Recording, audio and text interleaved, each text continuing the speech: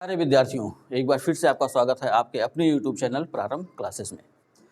कल हमने संविधान के भाग 2 के बारे में पढ़ा था, यानी नागरिकता। कल हमने संविधान में नागरिकता से संबंधित जितने अनुच्छेद दिए गए थे, यानी अनुच्छेद 5 से लेकर 11 तक, इसका अध्ययन किया था। आज हम देखेंगे कि आगे चल के संसद ने अनुच्छेद 11 के तहत ही अपने अधिकारों का प्रयोग करते हुए नागरिकता को स्पष्ट किया कि किसी व्यक्ति को कौन भारत का नागरिक होगा और कौन भारत का नागरिक नहीं होगा। ठीक, तो अनुच्छेद 11 के तहत भारतीय संसद ने नागरिकता अधिनियम 1955 बनाया। ठीक है, अब इस नागरिकता अधिनियम 1955 में नागरिकता की अधिकतर चीज़ों को क्लियर कर दिया गया कि कौन भारत का नागरिक कहा जाएगा, कौन नहीं कहा जाएगा। किसी को नागरिकता देनी है तो कैसे दी जाएगी, किसी की नागरिकता अगर वापस लेनी है तो उसके क्या आधार होंगे। तो आज हम इसी के बारे में देखेंगे, यानी नागरिकता अधिनियम 1955 के बारे में। ठीक है, तो नागरिकता अधिनियम 1955 के तहत किसी व्यक्ति को भारत की नागरिकता देने या कौन भारत का नागरिक होगा, इसको तय करने के लिए 5 चीज़ें बताई गई हैं। पहला, जन्म से। दूसरा, वंश परंपरा द्वारा। तीसरा, पंजीकरण यानी रजिस्ट्रेशन द्वारा। चौथा, देशीकरण द्वारा। और पांचवा, अर्जित क्षेत्र भूमि विस्तार द्वारा। ठीक है, तो ये 5 प्रावधान हैं नागरिकता मिलने के। ठीक है, या कौन भारत का नागरिक होगा, ये 5 चीज़ें तय करेंगे। ये 5 चीज़ों के हिसाब से ही नागरिकता दी जाएगी। तो यहाँ हम देखते हैं सबसे पहले जन्म से। ठीक, तो 2 लाइन में इसको देख लेना है। जन्म से, कैसे जन्म से नागरिकता दी जाएगी। तो ये अधिनियम क्या कहता है कि 26 जनवरी 1950 को, ध्यान रखना है कि यहाँ भी वो डेट क्या देते हैं, 26 जनवरी 1950। 26 जनवरी 1950 को या उसके बाद भारत में जन्मा कोई भी व्यक्ति भारत का नागरिक होगा यदि उसके माता पिता में से कोई एक उस समय भारत का नागरिक होता है तो। ठीक है, समझ में आया कि जन्म से आधार पर नागरिकता देने का जो प्रावधान है कि कैसे कोई नागरिक होगा, यानी 26 जनवरी 1950 को या उसके बाद भारत में जन्मा कोई भी व्यक्ति जिसके माता पिता में से कोई एक भारत का नागरिक हो, वह व्यक्ति जन्म से भारत का नागरिक होगा। ठीक है, यह है पहला, जन्म से। जैसे हम लोग को ले लीजिए, जब हमारा जन्म हुआ हो तो हमारे माता पिता दोनों भारत के नागरिक थे, तो उस हिसाब से जन्म से ही मैं हो गया भारतीय नागरिक। जैसे आपके माता पिता की बात कर लें, तो जैसे ही आपका जन्म हुआ आपके माता पिता भारत के नागरिक थे और जन्म से ही आप हो गए भारत के नागरिक। तो ये हो गया जन्म से। लेकिन यहाँ 3 अपवाद हैं। जैसे कौन, इस आधार पर किसको नागरिकता नहीं दी जाएगी। ठीक है, तो वहाँ पर पहला, राजनयिकों के बच्चे। राजनयिक कौन है? राजनयिक का मतलब कि दूतावास का नाम तो सुना ही होगा। अन्य देश के भी दूतावास हैं जो भारत में स्थित हैं, यानी जैसे ब्रिटेन, तो ब्रिटेन ने अपना एक दूतावास खोल रखा है भारत में। अमेरिका ने अपना एक दूतावास खोल रखा है भारत में। वैसे ही भारत ने अपना दूतावास खोल रखा है ब्रिटेन और अमेरिका में। तो ऐसे जिन जिन देशों के साथ भारत के संबंध अच्छे हैं उन देशों में भारतीय दूतावास मिलेंगे और उन देशों के दूतावास यहाँ, तो उसमें जो काम करने वाले हैं वो कहलाएंगे राजनयिक। ठीक है, अब ये ध्यान रखना है कि वो राजनयिक है तो अमेरिका का, लेकिन रह रहा है भारत में, और यहाँ अगर उसके कोई संतान उत्पन्न हो जाती है तो वो इस आधार पर, यानी जन्म से वाले आधार पर, वो बच्चा भारत का नागरिक कहलाने का पात्र नहीं होगा या भारत का नागरिक नहीं होगा। समझ में आया? दूसरा क्या है, शत्रु देश। ठीक है, शत्रु देश का मतलब वो देश जिनको भारत ने अपना शत्रु देश घोषित कर रखा है। तो आप लोग को क्या लगता है, इसमें भारत के कोई शत्रु देश है?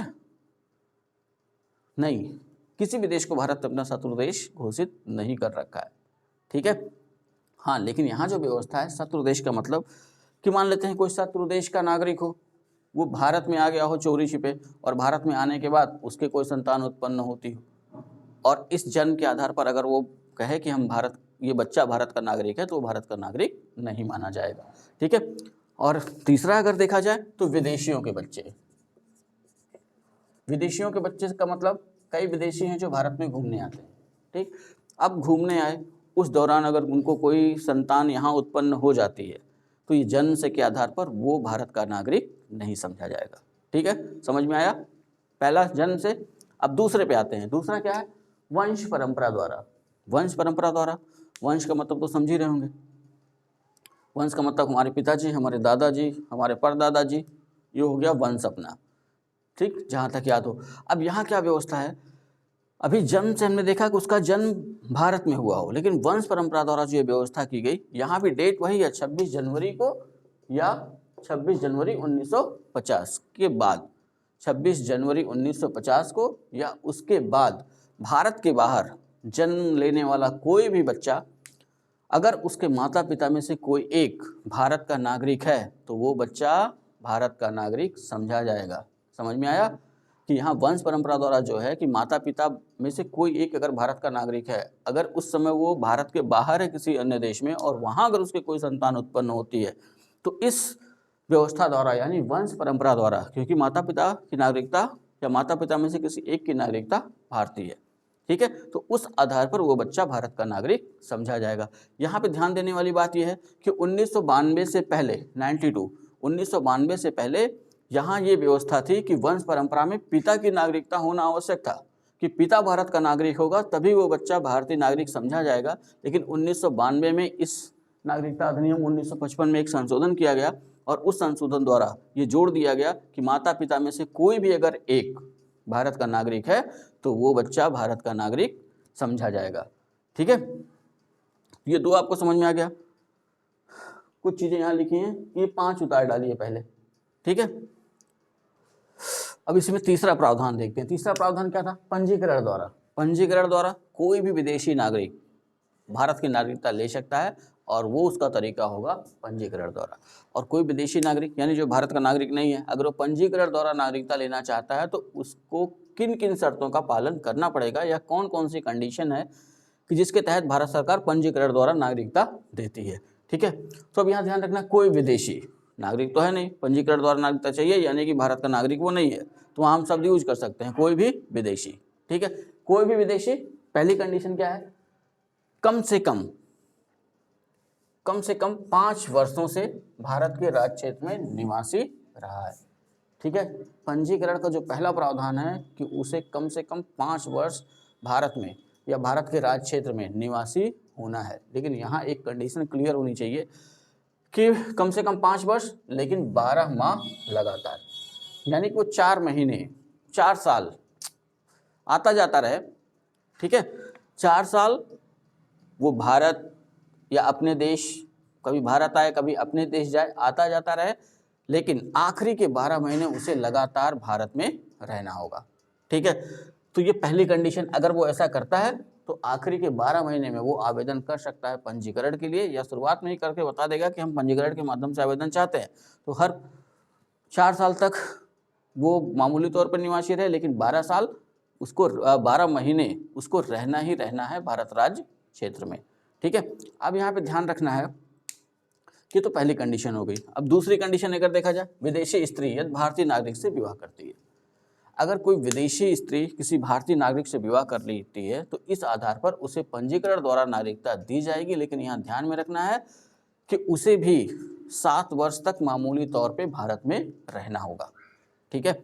तो जहाँ भी मामूली रूप से या मामूली तौर पर जो भी शब्द जुड़ा हुआ है उस पर ये ध्यान रखना है कि जैसे 5 वर्ष है कि 5 वर्ष उसको रहना है, तो 4 वर्ष तो वो अपने देश में आता जाता रहे, लेकिन आखिरी का जो 12 महीना यानी 1 वर्ष है उसे लगातार उसे भारत में रहना होगा। वैसे ही यहाँ अगर विदेशी स्त्री किसी भारतीय नागरिक से विवाह कर लेती है तो जब वो विवाह कर ली, ठीक, तो अब ऐसा नहीं कि तुरंत विवाह कर ले तुरंत उसको भारत की नागरिकता दे दी जाए। तो इससे होगा क्या कि शत्रु देश अगर कोई अपने देश के साथ शत्रुता रखता है तो वो भी इसका गलत इस्तेमाल कर सकता है, ठीक है। तो अब यहाँ ध्यान रखना है कि इनके लिए भी प्रावधान बनाया गया कि ठीक है, विदेशी स्त्री ने भारतीय नागरिक से विवाह कर लिया, ठीक, वो भारत आ गई वीज़ा पासपोर्ट पे, उसने ये बता दिया कि हम पंजीकरण द्वारा भारत की नागरिकता चाहते हैं, हमने भारतीय नागरिक से विवाह किया। अब 7 वर्ष उसको मामूली तौर से भारत में रहना होगा, और इन 7 वर्षों में ध्यान रखना है कि 6 वर्ष वो भले अपने मायके आते जाते रहे, मायके का मतलब कि जिस देश से आइए वहाँ, ठीक है, लेकिन आखिरी का जो 12 महीना है यानी आखिरी का 1 साल उसे लगातार भारत में रहना होगा। इस आधार पर उसे नागरिकता दे दी जाएगी। जैसे एक अच्छा सा उदाहरण है सोनिया गांधी का। जब राजीव गांधी से इनका विवाह हुआ तो वो इटली की नागरिक थी, लेकिन जब वो भारत आई तो पंजीकरण के माध्यम से ही उनको नागरिकता दिलाई गई। लेकिन यहाँ ध्यान रखना है कि कुछ मामलों में संसद देती है छूट यानी कि कुछ मामलों में संसद किसी व्यक्ति को अगर नागरिकता देना चाहे तो ये जो 5 साल या 7 साल का बाउंडेशन है ना, वो इसको कम कर सकती है या समाप्त कर सकती है। ठीक है, तो ये ध्यान में रखना है। तो इसी पंजीकरण के आधार पर सोनिया गांधी को भारत की नागरिकता मिली। ठीक, अब इसमें तीसरा पॉइंट देखें, ऐसे व्यक्ति जिनका जन्म भारत में हुआ है किंतु जो भारत के बाहर किसी देश में निवास कर रहा है। ठीक है, यहाँ तात्पर्य यह है कि जन्म तो भारत में हुआ है लेकिन भारत के बाहर किसी अन्य देश की नागरिकता उसके पास है। ठीक, ध्यान यही रखना है कि जन्म भले भारत में हुआ हो लेकिन वर्तमान समय में उसकी नागरिकता किसी अन्य देश की है। तो अब उसकी नागरिकता किसी अन्य देश की है तो वो चाहे तो पंजीकरण के द्वारा भारत की नागरिकता प्राप्त कर सकता है। ठीक है, नेक्स्ट प्रावधान देखें, राष्ट्रमंडल देशों के नागरिक जो भारत में रहते हैं तथा भारत सरकार की नौकरी कर रहे हैं। तो राष्ट्रमंडल देशों का एक समूह है, 54 देश इसमें शामिल हैं। ब्रिटेन के अधीन जो उपनिवेश थे उनका एक संगठन है और इसमें शामिल होना स्वैच्छिक है। भारत भी राष्ट्रमंडल का सदस्य है। तो राष्ट्रमंडल देशों में से किसी देश का अगर वो नागरिक है, अगर भारत सरकार की नौकरी कर रहा है तो पंजीकरण द्वारा भारत की नागरिकता प्राप्त कर सकता है। ठीक है, अगला प्रावधान देखें, भारतीय नागरिकों के नाबालिग बच्चे।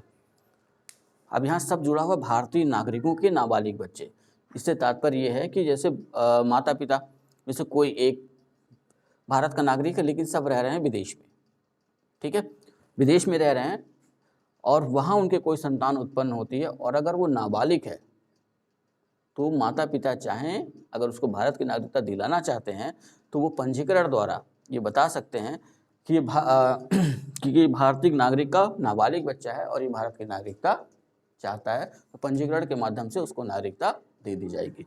ठीक है, छठवां प्रावधान देखें, भारतीय मूल का व्यक्ति। यहाँ पे जो व्यवस्था है वो भारतीय मूल के व्यक्तियों के लिए। भारतीय मूल का व्यक्ति जो नागरिकता प्राप्त करने का आवेदन देने से ठीक 7 वर्ष पूर्व भारत में मामूली रूप से निवासी है। ठीक है, तो यहाँ ध्यान रखना है कि बाकी लोगों के लिए 5 वर्ष क्यों बनाया गया, भारतीय मूल वाले के लिए 7 वर्ष क्यों कर दिया गया मामूली तौर पर। तो यहाँ 2 चीज़ें ध्यान में रखनी है कि अगर पंजीकरण वाले में न्यूनतम वर्ष पूछे तो 5, अधिकतम वर्ष पूछ ले तो 7। ठीक है, ये कॉमन सेंस रखना होगा। लेकिन भारतीय मूल वालों के लिए ये व्यवस्था इसलिए की गई कि भारतीय मूल का है, जब उसका जन्म हुआ तो हो सकता है वो विदेश में रहा हो। मान लेते हैं कि कोई दंपत्ति हैं जो अमेरिका में रह रहे हैं, पहले भारतीय नागरिक थे लेकिन आगे चल के अमेरिका की नागरिकता ले ली, भारतीय नागरिकता उन्होंने छोड़ दी। अब उस संदर्भ में अगर देखा जाए तो वहाँ अगर उनकी कोई संतान उत्पन्न हुई तो कहने को तो अमेरिकी नागरिक हो गया लेकिन मूल उसका कौन सा रहा, मूल तो भारतीय हो गया ना। हाँ, आगे चल के अगर वो बच्चा चाहे भारत की नागरिकता लेना तो ये जो प्रावधान है ना, भारतीय मूल का व्यक्ति, तो भारतीय मूल का व्यक्ति है, भारत का नागरिक नहीं, ये ध्यान रखना है। तो वो भारतीय मूल का व्यक्ति चाहे तो पंजीकरण द्वारा भारत की नागरिकता ले सकता है, लेकिन उसके लिए कंडीशन क्या है कि उसको 7 वर्ष, जिस दिन वो आवेदन कर रहा है ठीक उसके 7 वर्ष पहले तक भारत में मामूली रूप से वो निवासी रहा हो। तो यहाँ भी ध्यान रखना है कि 7 वर्ष से मामूली तौर पर निवासी रहा हो, इसका मतलब कि 6 साल भले वो अमेरिका आता जाता रहा हो या जिस देश में उसके माता पिता रहे वहाँ आता जाता रहा हो, लेकिन जो आखिरी के 12 महीने हैं उसको वहाँ पे लगातार रहना होगा। ठीक है, अब यहाँ ध्यान रखना है कि मामूली रूप जहाँ भी शब्द जुड़ा होगा ना कि मामूली रूप से निवासी हो, 5 साल के लिए, 7 साल के लिए, 10 साल के लिए, तो वहाँ एक चीज़ अपने आप जोड़ लेनी है कि आखिरी का जो 1 साल होगा वो उसको वहाँ पे लगातार रहना होगा नागरिकता के मामले में। ठीक है,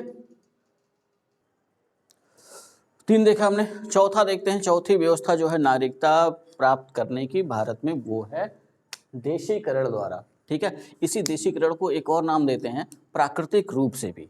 ठीक, ये ध्यान रखिएगा, क्वेश्चन में कभी कभी देशीकरण की जगह पर इस शब्द का प्रयोग कर दिया जाता है प्राकृतिक रूप से। ठीक, अब देशीकरण द्वारा किसी व्यक्ति को भारतीय नागरिकता कैसे दी जाएगी, क्या है ये पूरी व्यवस्था। ठीक है, तो यहाँ ध्यान रखना है कि यदि कोई व्यक्ति किसी भी देश का नागरिक हो, ठीक है, यहाँ कोई व्यक्ति लिखा हुआ हो तो भारतीय नागरिकों को छोड़ करके, यदि कोई व्यक्ति 10 वर्ष से भारत राज्य क्षेत्र में निवास कर रहा है, ठीक है, तो भारत सरकार द्वारा देशीकरण का प्रमाण पत्र प्राप्त कर भारत की नागरिकता प्राप्त कर सकता है। ठीक, सीधा सा प्रावधान है, कोई भी व्यक्ति हो 10 वर्ष से भारत राज्य क्षेत्र में निवास कर रहा है तो भारत सरकार द्वारा देशीकरण का प्रमाण पत्र प्राप्त कर भारत की नागरिकता प्राप्त कर सकता है। ठीक है, तो यहाँ पहला जो पॉइंट ध्यान रखना है कि पहले तो उसे 10 वर्ष भारत में निवास करना होगा। अब जो निवास है ना, तो निवास करने का मतलब इसको ऐसे समझिए कि जैसे आपका घर हो गांव में, और आपने पढ़ने के लिए शहर में ले लिया हो कमरा, ठीक है, तो निवास हो गया आपका शहर में। अब आप करते क्या हैं, जब घर से आ गए तो क्या वहीं रह जाते हैं? नहीं ना, अपने घर से अब जहाँ शहर में आपने कमरा लिया है वहाँ से कभी आप अपने फिर घर जाएंगे, फिर वहाँ से यहाँ आएंगे। तो यहाँ इसी बात की चर्चा की गई कि 10 साल वो इस तरह भारत में रहे, ठीक है, वीज़ा पासपोर्ट पे आए, 10 साल उसने भारत में बिता दिया और 10 साल बिताने के बाद वो प्रमाण पत्र प्राप्त करेगा देशीकरण का, ठीक है। वो प्रमाण पत्र प्राप्त करने के बाद ही उसको नागरिकता दी जाएगी। अभी आगे मैं बताता हूँ कि कितने वर्ष होंगे, ठीक। अब ये अगर नागरिकता प्राप्त करना चाहता है देशीकरण के आधार पर, तो यहाँ भी कुछ प्रावधान है, उसका भी उसको पालन करना होगा। जैसे देशीकरण में ही कुछ पॉइंट जोड़े गए हैं, जैसे हम पहला देख लेते हैं, ठीक है। सक्षम शक्ति का हो, यानी निर्बल ना हो, शक्ति युक्ति हो उसके पास, काम करने लायक हो, भारत में बोझ ना बन जाए, ठीक है। चरित्र उत्तम हो, चरित्र उत्तम हो का मतलब कि अपने देश का दिवालिया ना हो, अपने देश से कोई ऐसा आपराधिक काम करके भारत में ना आया हो, अपने देश का ऐसा ना हो कि बैंक खातों से धन ले लिया हो और भारत में भाग आया हो। तो यहीं पे ध्यान रखना है कि ये एक सेंटेंस के अंतर्गत चरित्र उत्तम हो, इसके तहत ही आ जाएगा। पागल ना हो, ठीक है, यानी दिमाग उसका सही होना चाहिए, विकृत चित्त नहीं होना चाहिए, ठीक। दूसरा अगर देखा जाए तो अब भारत में वो 10 साल से आ रहा है, रह रहा है, तो भारतीय परंपरा के अनुसार ढलेगा भी तो। जैसे भी मुझे कोई कह दे कि हाँ नेपाल में अब नौकरी करनी है, ठीक, अब नेपाल में नौकरी करनी है, महीने में 2 दिन की छुट्टी मिलेगी, यानी 28 दिन हम रहेंगे नेपाल में, 2 दिन रहेंगे भारत में। तो 28 दिन अगर हम नेपाल में रह रहे हैं और नेपालियों के बीच रह रहे हैं, तो होगा क्या, धीरे धीरे हम नेपाली परंपराओं को सीखने लगेंगे, नेपाली भाषा को सीखने लगेंगे, नेपाली खान पान हमारा खान पान हो जाएगा, होगा ना। हाँ, वैसे ही यहाँ ध्यान रखना है कि जब वो रहने लगेगा तो भारत के संविधान को जान जाएगा, ठीक है, भारत के राष्ट्रध्वज को पहचानेगा, भारत के राष्ट्रगान को पहचानेगा। तो उससे ये उम्मीद की जाएगी कि इन 10 सालों में वो भारत के संविधान, राष्ट्रध्वज और राष्ट्रगान का सम्मान करे, ठीक है। अगर वो ऐसा करता है तो देशीकरण के आधार पर सोचा जाएगा। तीसरा, जिस देश का वह नागरिक है उस देश की नागरिकता त्याग चुका हो, यानी अपने भारत देश में 1 साल का जो बाउंडेशन हमने अभी पीछे देखा ना पंजीकरण वाले में, जहाँ 5 साल था तो 4 साल आता जाता रहे और 1 साल भारत में रहना है, 7 साल का है तो 6 साल आता जाता रहे, लेकिन आखिरी के 1 साल भारत में रहना है। वैसे यहाँ भी ध्यान रखना है, जब वो 10 साल रह लेगा तो देशीकरण का प्रमाण पत्र प्राप्त कर लेगा और नागरिकता के लिए अप्लाई कर देगा। जब अप्लाई कर देगा तो भारत सरकार उससे एक अनुबंध करेगी कि ठीक, हम जब आपको नागरिकता देंगे तो उस समय आपको अपने देश की नागरिकता छोड़ने का प्रमाण पत्र देना होगा। तो सीधी सी बात है कि उसी को भारत की नागरिकता मिलेगी जो अपने देश की नागरिकता छोड़ दे, ठीक है। यानी भारत में दोहरी नागरिकता का प्रावधान नहीं है। हाँ, द्वैध नागरिकता अधिनियम 2003 में पारित किया गया था, उसके संदर्भ में एक अलग वीडियो बनाऊंगा। द्वैध नागरिकता अधिनियम 2003, NRI किससे कहेंगे, इन सब चीज़ों को लेकर के। लेकिन अभी यहाँ देखते हैं देशीकरण द्वारा ये समझ में आया कि उसको 10 साल बाद एक तरीके से अपने देश की नागरिकता छोड़नी होगी, तब उसको भारत की नागरिकता मिलेगी। चौथा देखें, संविधान की 8वीं अनुसूची में शामिल किसी एक भाषा का ज्ञाता हो। तो संविधान की 8वीं अनुसूची में कितनी भाषाएं शामिल है, पीछे हम लोगों ने देखा था 22 भाषाएं शामिल हैं। तो अगर वो देशीकरण के आधार पर भारत की नागरिकता चाहता है तो इन 22 भाषाओं में से कोई एक भाषा उसे अच्छी तरह आनी चाहिए। भाई, अब 10 साल से भारत में आ रहे हो, रह रहे हो, तो एक भाषा जिस क्षेत्र में आप रह रहे हो उस क्षेत्र में 12 जो 8वीं अनुसूची में जो 22 भाषाएं हैं, कोई न कोई तो बोली जाती होगी, तो वो एक भाषा उसे अच्छी तरीके से आती हो, ठीक। ज्ञाता का मतलब लिखना भी आता हो, पढ़ना भी आता हो, ठीक है। नेक्स्ट देखें, ऐसे देश से संबंधित हो जहां भारतीय देश के नागरिकों को भी देशीकरण के आधार पर नागरिकता प्रदान की जाती हो, ठीक, यानी गिव एंड टेक का सिस्टम है। तो यहाँ ध्यान रखना है कि भारत उन्हीं देश के नागरिकों के देशीकरण के बारे में सोच सकता है नागरिकता देने के मामले में कि भारतीय नागरिक अगर उस देश में रह रहा है और वो उस देश की नागरिकता लेना चाहे तो उस देश में भी देशीकरण के आधार पर नागरिकता देने का प्रावधान हो, ठीक है। समझ में आया, ये 5 देशीकरण के लिए योग्यताएं कह सकते हैं। अब ये ध्यान रखना है कि 2 पॉइंट मैं समझाने जा रहा हूँ, यहाँ पे ध्यान रख लेना है कि देशीकरण के आधार पर अगर नागरिकता चाहिए तो व्यवस्थाएं क्या होंगी। भारत में 10 वर्ष से रह रहा हो, ठीक, ये तो क्लियर है। अभी शुरुआत में भी हमने देखा 10 वर्ष से रह रहा हो, यानी कि अपने देश का नागरिक होगा, भारत में आता जाता रहेगा। अगर इतनी सारी कंडीशंस को पूरी कर लेता है तो एक शब्द जुड़ जाएगा, 1 वर्ष या 12 माह लगातार भारत में निवासी रहे। ठीक, यानी कि आखिरी का 1 साल, 10 साल के बाद जो 1 साल आएगा 11वां, यानी 12 महीने उसे लगातार भारत में रहना होगा। ठीक, तो ऐसे कंडीशन में जब वो लगातार भारत में रहेगा तो उसी समय उसको प्रमाण पत्र देना होगा कि वो अपने पिछले देश की नागरिकता छोड़ चुका है। तो भारत क्या करेगा, देशीकरण के आधार पर उसे भारत की नागरिकता दे देगा। ठीक है, अभी ध्यान रखना कि ये क्वेश्चन 2 तरीके से बनता है कि देशीकरण के लिए किसी व्यक्ति को न्यूनतम भारत में कितने वर्ष रहना होगा। ठीक, अगर न्यूनतम अगर देखा जाए तो 10 वर्ष से रह रहा हो और 1 वर्ष लगातार, कितना हुआ, 11 वर्ष। तो न्यूनतम 11 वर्ष रहना अनिवार्य है। लेकिन इसी क्वेश्चन को अगर बदला जाए और कह दिया जाए अधिकतम, तो यहाँ कंडीशन हो जाएगी 14 वर्ष प्लस 1 वर्ष यानी 12 माह लगातार, यानी टोटल 15 वर्ष। तो ध्यान में रखना है, बहुत ही बेसिक क्वेश्चन है और बार बार गलतियां हो जाती हैं क्योंकि हम इतनी गहराई से तो पढ़ते नहीं। अब यहाँ मैं पढ़ा रहा हूँ लेकिन कुछ लोग नहीं पढ़ना चाहेंगे, उनको चाहिए कि एक ही लाइन में मिल जाए। तो मेहनत तो करनी होगी ना परीक्षा पास करने के लिए।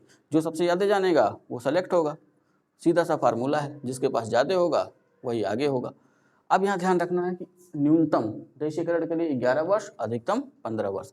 अगर 11 वर्ष है तो 10 साल वो भारत आता जाता रहे, लेकिन आखिरी का 1 साल यानी 12 महीने लगातार भारत में हो। अगर अधिकतम पूछ रहा है तो 15 वर्ष यानी 14 वर्ष वो आता जाता रहे भारत में, और आखिरी के 1 वर्ष यानी 12 महीने लगातार भारत में रहा हो। साथ ही साथ जब उसको नागरिकता भारत की दी जाए तो उस समय वो अपने देश की नागरिकता त्याग चुका हो।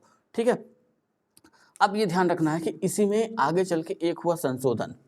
संशोधन का मतलब कि 2019 में एक मामला आया और वो मामला काफ़ी चर्चित रहा, और उस मामले का मैं जिक्र करना चाहूँगा कि नागरिकता संशोधन अधिनियम 2019 सरकार ने पारित किया। ठीक है, नागरिकता संशोधन अधिनियम 2019 द्वारा सरकार ने एक व्यवस्था बनाई। ठीक, वो व्यवस्था क्या थी वो देख लेना है कि 31 दिसंबर 2014 से पहले, ये डेट याद रखनी है, 31 दिसंबर 2014 से पहले, बाद में नहीं, 31 दिसंबर 2014 से पहले 3 देशों पाकिस्तान, बांग्लादेश, अफगानिस्तान, ठीक है, इन 3 देशों से अगर 6 समुदाय, ठीक, 6 समुदाय का मतलब हिंदू, बौद्ध, जैन, ईसाई, पारसी, सिख, ठीक, हिंदू, बौद्ध, जैन, ईसाई, पारसी, सिख, अगर इनमें से कोई भी शरणार्थी के तौर पर या इन 3 देशों से भारत आ गया और भारत में वो रह रहा है, ठीक, तो उनके लिए इस अधिनियम में ये व्यवस्था की गई कि जहां देशीकरण के लिए न्यूनतम आयु न्यूनतम 11 वर्ष था, अब इनके लिए कितना कर दिया गया, न्यूनतम 5 वर्ष। ठीक है, ये नया क्वेश्चन अभी बना नहीं है, बनेगा जरूर। ठीक, कि 31 दिसंबर 2014 या उसके पहले अफगानिस्तान, पाकिस्तान और बांग्लादेश से कोई भी अगर भारत की तरफ आ गया बिना नागरिकता के, ठीक है, और वो 6 समुदायों से जुड़ा होना चाहिए, हिंदू होना चाहिए, बौद्ध होना चाहिए, जैन होना चाहिए, ईसाई होना चाहिए, पारसी होना चाहिए, सिख होना चाहिए, अगर इन 6 समुदायों से संबंधित है तो उसके लिए देशीकरण का जो पैमाना तय किया गया ना, पहले तो ये ध्यान रखना है कि ये घोषित कर दिया गया कि ठीक, अगर इसके पहले आया है तो अवैध नागरिक नहीं समझा जाएगा। ठीक, और दूसरी व्यवस्था ये कर दी गई कि जहां न्यूनतम 11 वर्ष देशीकरण के लिए चाहिए वहां इनके लिए व्यवस्था कर दी गई कि न्यूनतम 5 वर्ष। ठीक है, समझ में आ गया। तो ये 4 हो गए अपने। अब 5वां हमको देखना है, 5वां क्या है, 5वां हमने क्या देखा था, अर्जित क्षेत्र द्वारा। ठीक है, नागरिकता पाने का एक और जो इन्होंने प्रावधान बताया नागरिकता अधिनियम 1955 के आधार पर, 4 तो हम पढ़ चुके, अब 5वां देखना है। तो 5वां क्या कह रहा है उसको देख लेते हैं। तो 5वें में हमने क्या लिखा है, अर्जित क्षेत्र द्वारा या अर्जित भूभाग द्वारा। ठीक है,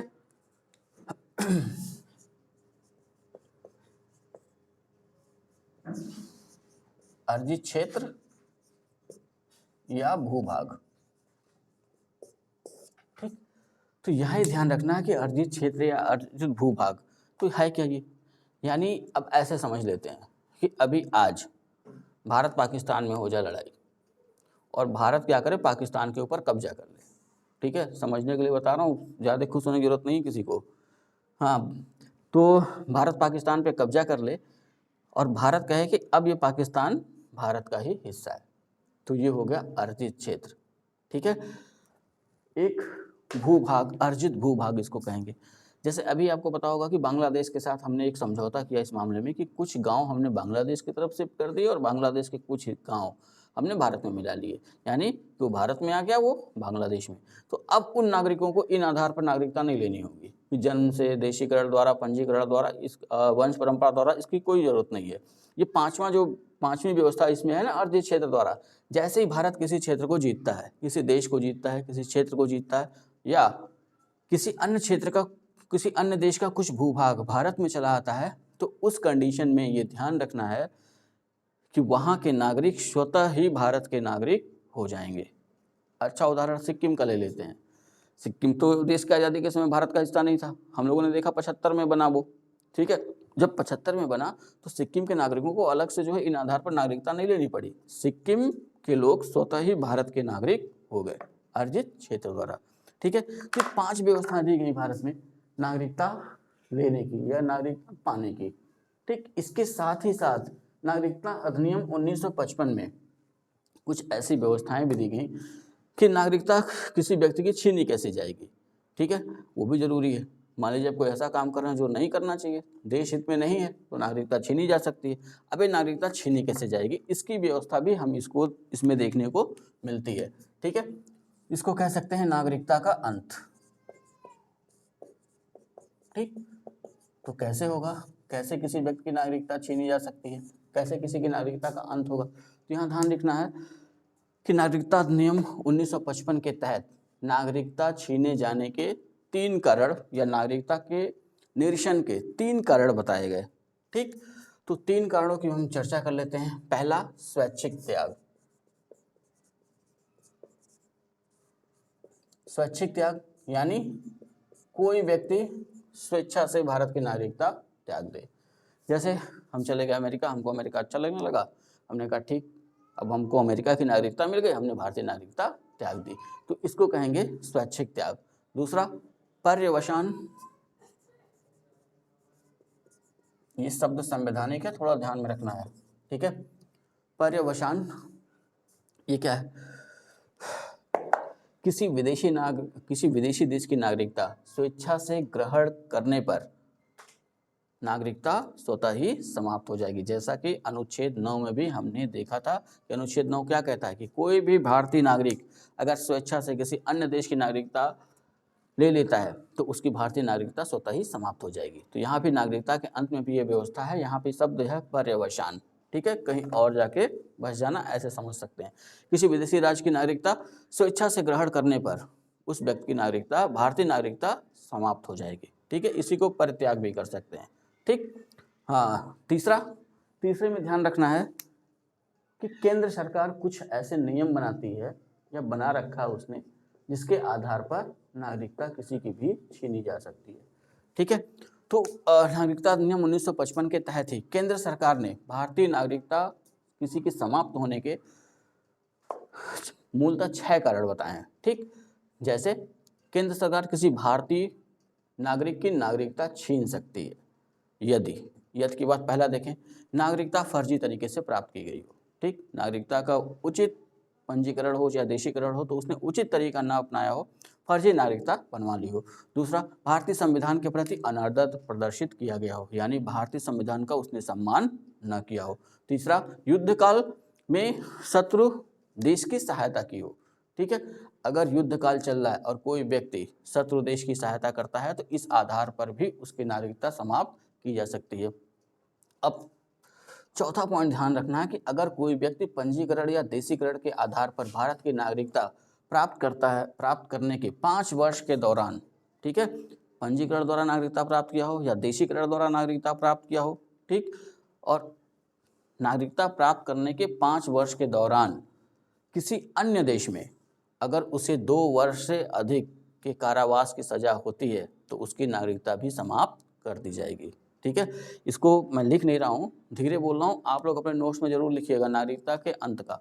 तो यहाँ ध्यान रखना है कि पंजीकरण या देशीकरण द्वारा नागरिकता प्राप्त करने के 5 वर्ष के दौरान वो व्यक्ति जिसे भारत की नागरिकता दे दी गई है, अगर वो किसी अन्य देश में कोई अपराध करता है और उसे 2 वर्ष की सज़ा हो जाती है या उससे अधिक की सज़ा हो जाती है, तो उसकी भारत की नागरिकता समाप्त हो जाएगी।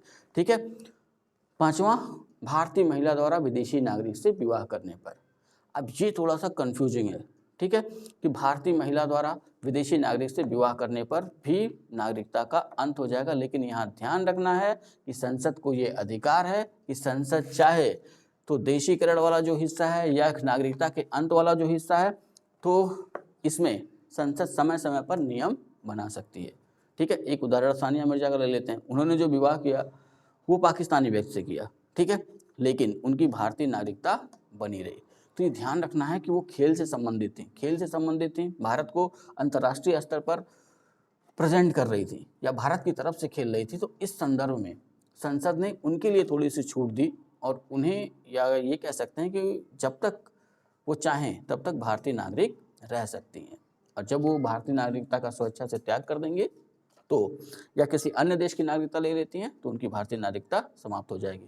तो यहाँ ये भी ध्यान रखना है कि केंद्र सरकार की राय में अगर कोई भी आवेदन कर रहा है देशीकरण के लिए और वो विज्ञान, दर्शन, कला, साहित्य, विश्व शांति या असाधारण मानव प्रगति के लिए एक विशेष काम किया हो, खेल से जुड़ा हो, तो ऐसे संदर्भ में संसद उसको देशीकरण के संदर्भ में या तो देशीकरण की जो शर्तें हैं उनमें उसको पूरी छूट दे सकती है या कुछ छूट प्रदान कर सकती है। ठीक है, तो ये ध्यान रखना है।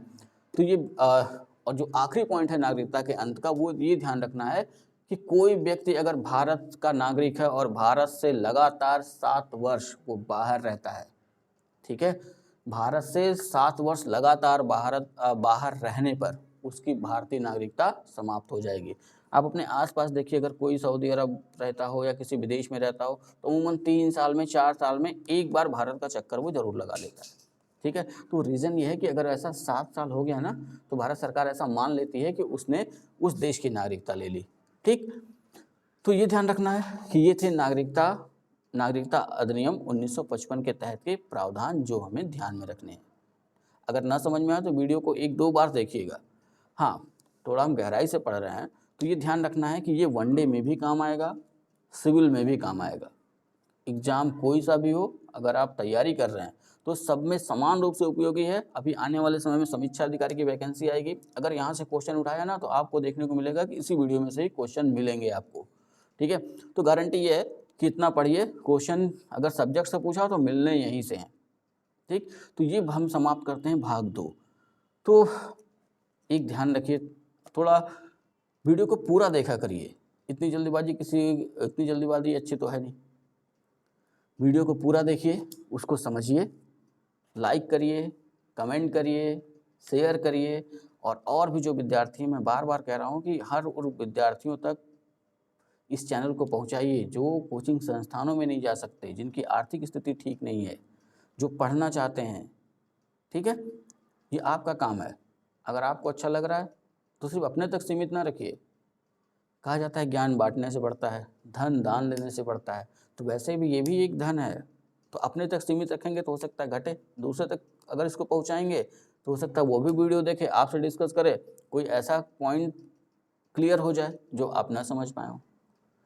तो ये विद्या धन है, जितना बटेगा उतना बढ़ेगा। ठीक है, तो अगले चैप्टर में हम शुरुआत करेंगे मूल अधिकारों की। तब तक ये नागरिकता से संबंधित 2 वीडियो बने हुए हैं, दोनों को ध्यान से देखिए और एक साथ देख डालिए। एक साथ देखेंगे मुश्किल से 40-50 मिनट का समय लगेगा, लेकिन पूरा चैप्टर क्लियर। ठीक है, मिलते हैं तब तक नेक्स्ट वीडियो में। तब तक अपना ख्याल रखिए। जय हिंद।